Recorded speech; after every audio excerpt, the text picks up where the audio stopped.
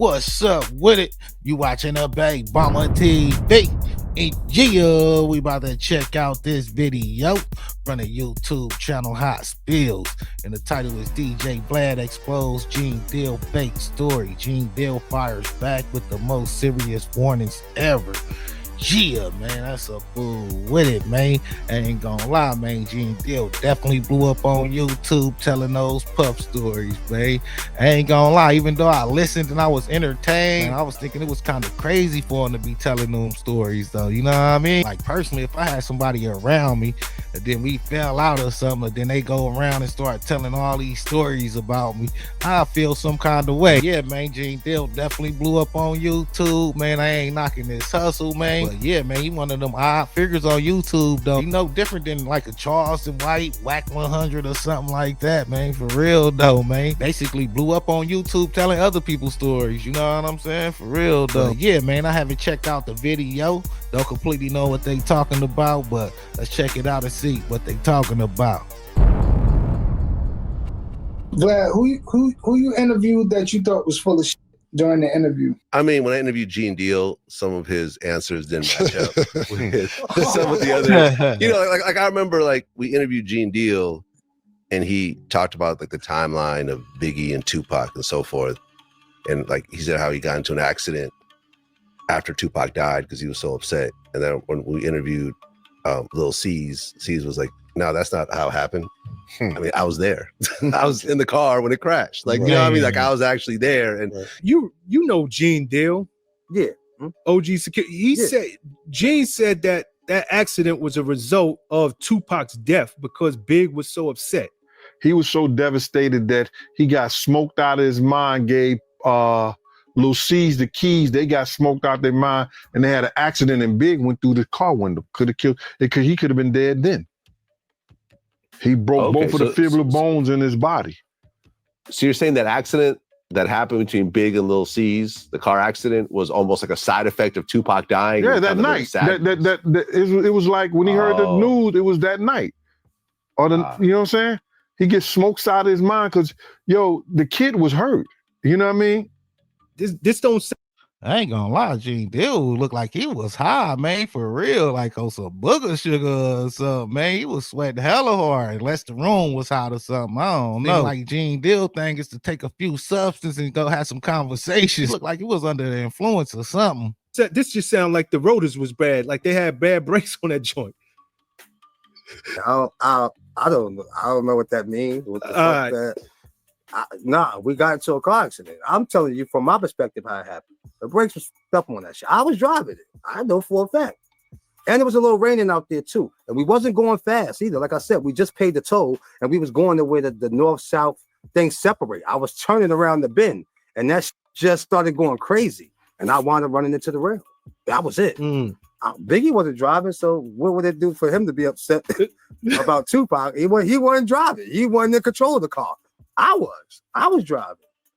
And that's just the result to what happened. You know what I'm saying? Like, you know, if you want to think about it in that mysterious world way, like of just something coming back to you type of thing, I don't get that. You know what I'm saying? You know, so some of I ain't gonna lie, man. That just showing that Gene Deal was hustling, man. You know what I mean? He heard the story and he put his little own twist on the story to make it more entertaining. And man, he got paid for it, man. So Gene Deal was out there hustling, man. But yeah, man, it seemed like he was telling some inaccurate stories, though. the things don't really match up in some of the kind of conspiracy theories that he has. But the thing is with Gene Deal, the reason why I interviewed him was because he was there when Big actually got shot.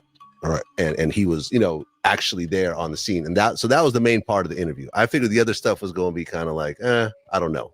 Maybe not. Vlad TV. Why he put your name in a bad light? Like, what's going on? Bro, first of all, let's give people what you just said. Before I did the Vlad interview, it was 2, 3 years, 4 years after I did your interview. He had to see your interview with me, of course, in order to want to do an interview with me. Mm-hmm. So any person that see that interview can go there and look at it and say, okay, I think that's bullshit. That don't sound right. That don't add up. That's not good. He did none of that. He did none of that. The interview that he saw prior to doing the interview, which if you look at it, I ain't say nothing different. But people was pressuring him, yo, you gotta get Gene Deal. You gotta get Gene Deal. I remember that. Facts. You understand? He was a part of that whole Kading, Reggie Wright, now Whack 100. He was a part of that whole team that was spreading false information by the death of Biggie Smalls. Vlad been pushing him. So what they did was when he brought me onto his show, he's gonna say this, that, and the third, and it end up blowing up in his face with his whole team out there. Damn. So now, he had an ample enough opportunity. He had ample enough time to see it on your platform and say, no, I don't want to interview him. But he says the only reason I interviewed Gene Deal was because he was there when Big actually got shot. He was out there when the Notorious Big got shot. And I let it fly. I let it fly, and I let it fly. When he said what he said on camera on platform, what was Cam's response? See, Cam don't know me personally. Cam seen me, but he don't probably remember he saw me. He came up to D-Ferg on 145th. It was him and Jim Jones. Came to D-Ferg's store. Jim Jones was carrying the bags. I was right there. D was packing shit in the bags, giving it to Jim Jones to carry. Got you. Man. Cam was right and I was in there. Man, that's crazy. So he pushing the narrative like Jim was a worker. Yeah, to find out, man, Jim was like really one of the bosses, man. Tim and Cameron actually started Dipset together. Yeah, where it is, Jim Jones actually like a business partner, man, for real though. So Jim Jones actually a boss too. Him pushing that narrative, that's kind of crazy, man, for real though. Cam was in the studio with K Slay and Big Joe. K Slay was trying to tell Cam, you gotta know Big Gene. But Joe was talking about me. He was talking shit about you? Talking shit about me. Shit about you? Shit about me. Oh, wow. You understand? And he was trying to tell Cam, don't you listen to that shit. That Gene ain't nothing to be played with. You understand? Man.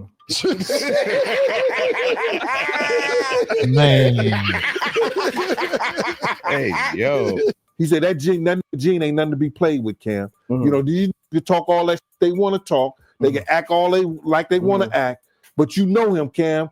So when I seen Cam, I didn't know Mace wasn't in the studio when they was doing that. When somebody sent me the thing. So Cam, he started laughing, but Cam did that laugh like, you done fucked up now. Because Cam, he knew Gene gonna fire back. Yeah.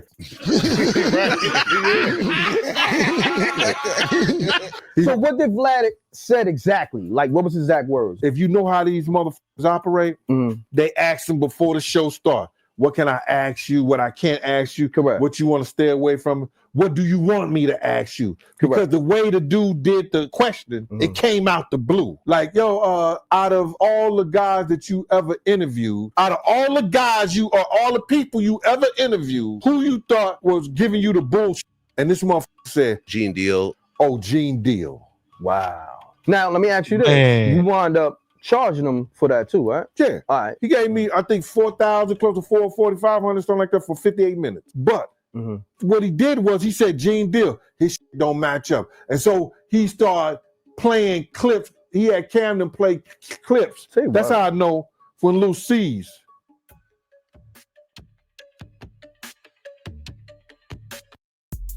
Yeah, man, that's a fool with it, man. Yeah, man, definitely seemed like Gene Deal that hustled the internet, man, for real though, man. Y'all still believe all his stories, man. I definitely did heard him backtrack a couple of times, man. I even heard him backtrack and say he wasn't even Diddy bodyguard.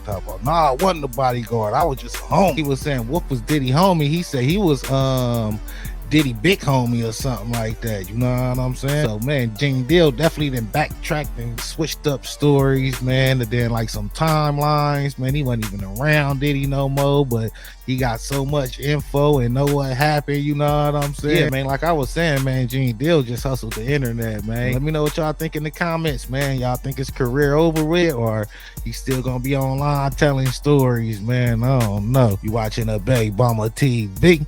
Thanks for watching. Thanks for supporting. Until next time. All right.